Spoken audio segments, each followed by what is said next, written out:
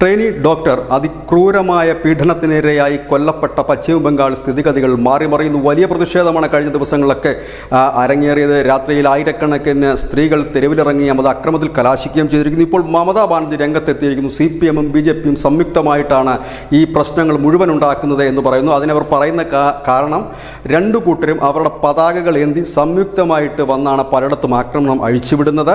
ഇന്ന് ഏതായാലും BJP അവരുടെ മഹിളാ വിഭാഗം ഇന്ന് മമതാ ബാനർജിയുടെ വസതിയിലേക്ക് ഒരു മാർച്ച് പ്രഖ്യാപിച്ചിരിക്കുന്നു. CPM 12 മണിക്കൂർ ബന്ദിനും ആഹ്വാനം നൽകിയിട്ടുണ്ട്. വലിയ സംഘർഷഭരിതമായ അന്തരീക്ഷമാണ് ഒരിടക്കാലത്തിന് ശേഷം പശ്ചിമ ബംഗാളിൽ ഇപ്പോൾ കാണാൻ കഴിയുന്നത്. ബംഗാളിലുടനീളം ഈ CPM BJP കൂട്ടുകെട്ട് അത് മുൻപ് തന്നെ പറഞ്ഞിരുന്ന കൂട്ടുകെട്ടാണ്. പലയിടത്തും തെരഞ്ഞെടുപ്പുകളിലും മറ്റും നമ്മൾ അത് കണ്ടതാണ്. CPM ഓഫീസുകൾ BJP ഓഫീസുകളായി മാറുന്നത് നാം കണ്ടാണ്. പക്ഷേ ഇപ്പോൾ വീണ്ടും ഈ CPM BJP ബന്ധം കൂടുതൽ ശക്തമായി വരുന്നു എന്ന് തന്നെയാണ് മമത പറയുന്നത്. ഈ രണ്ടു കൂട്ടരുമാണ് ഇപ്പോൾ ആക്രമണം നടത്തുന്നവർ.